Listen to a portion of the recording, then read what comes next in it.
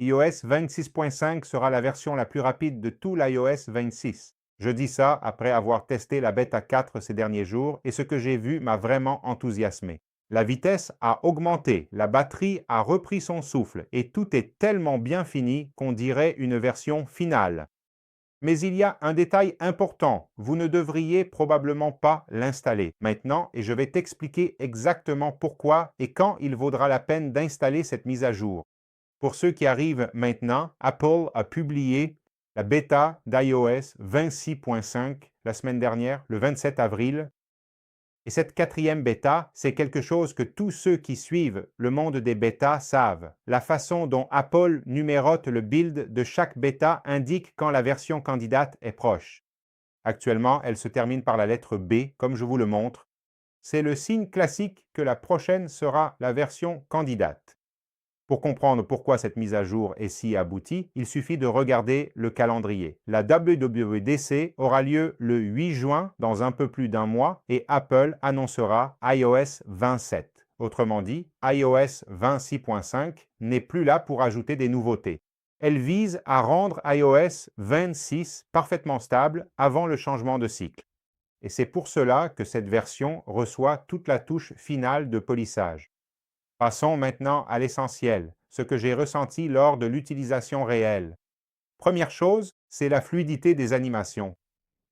Avant, on remarquait qu'il buguait et maintenant, on peut voir que le défilement sur l'écran d'accueil est très fluide. L'ouverture des applications est aussi très rapide, très constante. L'appareil photo de l'iPhone, par exemple, s'ouvre super rapidement. C'est pareil pour la transition entre les applications que je vous montre ici. Donc, tout fonctionne vraiment très bien. Historiquement, c'est toujours la même chose. iOS 17.5, iOS 18.5, à chaque fois qu'Apple arrive à la fin d'un cycle, c'est la version la plus aboutie. Et la 26.5 suit exactement ce même schéma.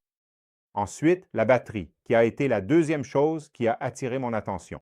J'ai constaté une réelle amélioration, notamment en mode veille, c'est-à-dire lorsque l'iPhone est inactif. Lorsque l'écran se fige, je perds moins d'énergie que sur iOS 26.4. En utilisation active, c'est également perceptible, mais beaucoup plus subtil. Ce n'est plus un saut, comme ce fut le cas entre iOS 18 et 26. Pour ceux qui ont vécu cette transition, c'était une toute autre histoire, un vrai tournant. Ici, il s'agit d'un raffinement. C'est le genre d'amélioration que, si vous utilisez l'iPhone comme outil de travail, vous remarquerez en fin de journée. Mais ce n'est pas le genre de chose qui va vous faire dire « Wow » dès le premier jour où vous l'installez. Et une remarque pour ceux qui ont un iPhone plus ancien, comme l'iPhone 12 ou 13.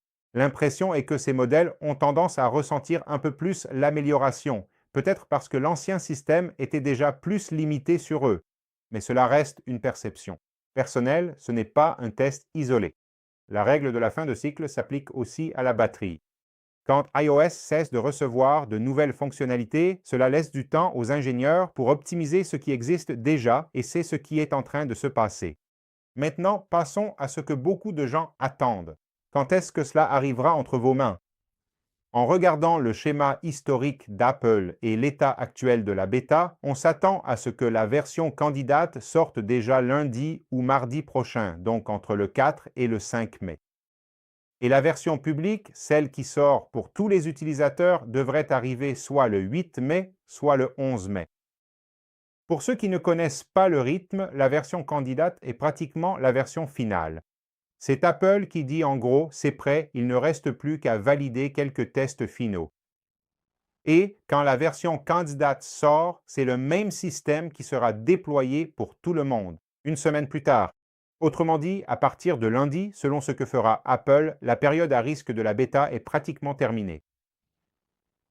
Et ici, je vais être direct avec vous, parce que c'est la question que l'on me pose le plus souvent sur la chaîne. Si vous êtes un utilisateur lambda, que vous utilisez l'iPhone comme outil de travail, que vous en dépendez pour répondre à des messages, vérifier votre compte bancaire, enregistrer de l'audio, n'installez pas la bêta maintenant. Il ne reste que quelques jours.